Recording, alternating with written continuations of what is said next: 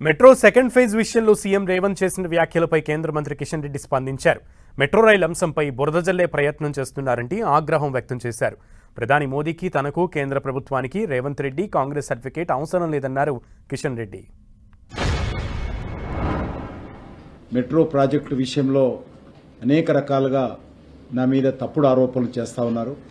తెలంగాణలో గత 7 సంవత్సరాలుగా నేను కేంద్ర సహాయ మంత్రిగా ఉన్నప్పుడు కానీ కేబినెట్ మంత్రిగా ఉన్నప్పుడు కానీ అన్ని రకాలుగా నాడు టీఆర్ఎస్ ప్రభుత్వం ఉన్నప్పటికీ నేడు కాంగ్రెస్ పార్టీ ప్రభుత్వం ఉన్నప్పటికీ మేము తెలంగాణ ఇంట్రెస్ట్లోనే పనిచేశాను తప్ప ఏ రోజు కూడా తెలంగాణకు సంబంధించినటువంటి అభివృద్ధి కార్యక్రమాలు మరింత బాగా జరగాలని కోరుకున్నానే తప్ప మరి ఎప్పుడు కూడా ఈ ప్రాజెక్టులను అడ్డుకునేటువంటి ప్రయత్నం చేయలేదు.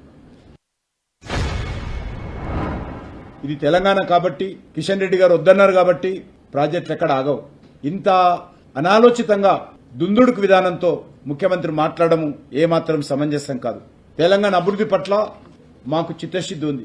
మాకు ఎవరి సర్టిఫికెట్ అవసరం లేదనే విషయాన్ని ఈ సందర్భంగా మనవి చేస్తున్నాను. నాకు గాని కేంద్ర ప్రభుత్వానికి గాని మోడీ గారికి గాని రేవంత్ రెడ్డి సర్టిఫికెటో కాంగ్రెస్ సర్టిఫికెటో మాకు అవసరం లేదు. మోడీ గారి ప్రభుత్వము అది డిఎంకే ప్రభుత్వమైనా అది కాంగ్రెస్ పార్టీ ప్రభుత్వమైనా అది బీజేపీ ప్రభుత్వమైనా ఏ రకమైనటువంటి వివక్షత లేకుండా అన్ని రాష్ట్రాలకు సహకారం అందిస్తున్నాం. వారు చెప్తా ఉన్నారు మోడీ గారు ఇస్తామనుకున్నా కూడా కిషన్ రెడ్డి అడ్డుకుంటుండని.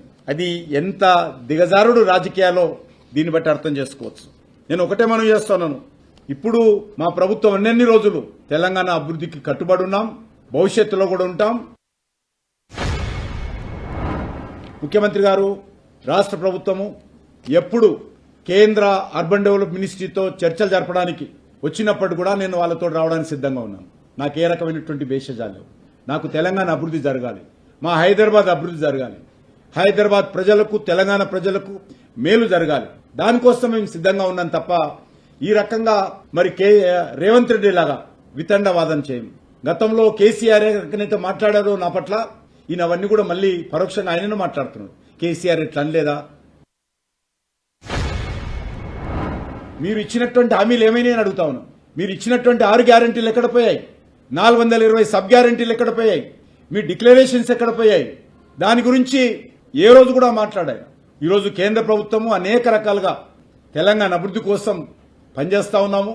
ఈరోజు ఆపాలనుకుంటే అనేక ప్రాజెక్టులు ఆపుతాము, కానీ అది ఆపే ఆలోచన కానీ ఆపేటువంటి విధానం కానీ మా ప్రభుత్వంలో లేదు.